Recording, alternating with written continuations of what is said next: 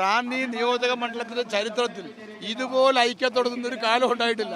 എങ്ങനെയുണ്ട് വോട്ടർമാരുടെ ഒരു പ്രതികരണം? വളരെ അനുകൂലമാണ്. ജനങ്ങളെല്ലാം ഒരു മാറ്റത്തിന് വേണ്ടിയാണ് റാന്നിയിൽ ചിന്തിക്കുന്നതെന്ന് വളരെ വ്യക്തമാകുന്ന സ്നേഹമാണ് എല്ലാവർക്കും. കഴിഞ്ഞ 30 വർഷക്കാലമായി റാന്നി ഭരിക്കുന്നത് ഒരു മുന്നണിയാണ്.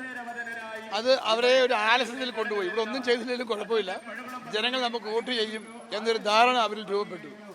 ഇത്തവണ ജനങ്ങൾ അതുകൊണ്ട് രണ്ടും കൽപ്പിച്ച് നിൽക്കുകയാണ് മാറ്റത്തിന് വേണ്ടി. ഞാനല്ല വേറെ ഏത് സ്ഥാനാർത്ഥിയായിരുന്നെങ്കിലും ഇവിടെ സിമ്പിളായി ജയിക്കാൻ കഴിയുന്ന ഒരു സാഹചര്യമാണ് നിലവിലുള്ളത്. 30 വർഷമായി ഇടതുമുന്നണി ജയിച്ചു വരുന്ന ഒരു മണ്ഡലം എന്ന് പറയുമ്പോൾ റിങ്കു ചെറിയാൻ കഴിഞ്ഞ ദിവസം നടത്തിയൊരു പരാമർശമുണ്ട്, കോൺഗ്രസിന്റെ കയ്യിലിരിപ്പ് കൊണ്ടാണ് അത്രയും നാൾ പരാജയപ്പെട്ടു പോയെന്ന്. അങ്ങനെ കരുതുന്നുണ്ട്? അത് ശരിയാ, അതിലും കുറച്ച് ശരിയുണ്ട്.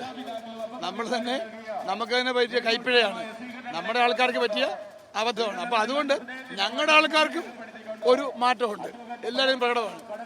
അപ്പൊ കഴിഞ്ഞ കാല ചെയ്തികൾ, സംഭവങ്ങൾ അതെല്ലാം അവരെയും തിരുത്തുന്നു. നേതാക്കന്മാരും പ്രവർത്തകന്മാരും റാന്നി നിയോജക മണ്ഡലത്തിന്റെ ചരിത്രത്തിൽ ഇതുപോലെ ഐക്യത്തോടെ നിന്നൊരു കാലം ഉണ്ടായിട്ടില്ല.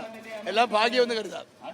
ശബരിമല വിഷയത്തിൽ അതൊരു വലിയ പ്രചരണമായില്ല, അല്ലെങ്കിൽ അത് ആരെയും കരിവാരിത്തേക്കാനില്ല എന്നായിരുന്നു BJP സ്ഥാനാർത്ഥിയുടെ ഒരു പ്രതികരണം ഉണ്ടായിരുന്നത്. ഈ ഡീൽ ആരോപണം ഇവിടെയും ഉണ്ട് എന്ന് കരുതുന്നുണ്ടോ? അതൊരു വലിയ ചതിയാണ്. ആ ചതി ജനങ്ങൾക്ക് മനസ്സിലായി. റാന്നിയിലെ ജനങ്ങൾക്ക് ആ ചതി വളരെ വേഗം പിടികിട്ടി. പ്രവർത്തകർക്കാണ് ഏറ്റവും വിഷമമുണ്ടാക്കിയിട്ടുള്ളത്.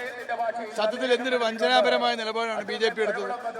അവർക്ക് പറയാൻ കഴിയാത്ത കാര്യം പറയാൻ വേണ്ടി അയ്യപ്പന്റെ മണ്ണിൽ ഒരാളെ കെട്ടിയിറക്കിയിരിക്കുകയാണ്.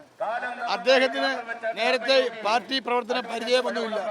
ഇവിടെ 2020 പാർട്ടി ഇല്ല, ഒരു ഓഫീസില്ല, ഒരു പ്രവർത്തനവും ഇല്ല. അങ്ങനെ ഒരു സ്ഥലത്ത് അങ്ങനെ ഒരു പാർട്ടിക്ക് സീറ്റ് കൊടുക്കണമെങ്കിൽ സാമാന്യ ബുദ്ധിയുള്ള അരിയാഹാരം കഴിക്കുന്നവർക്കെല്ലാം അറിയാം അതൊരു CJP ഡീലാണെന്ന്.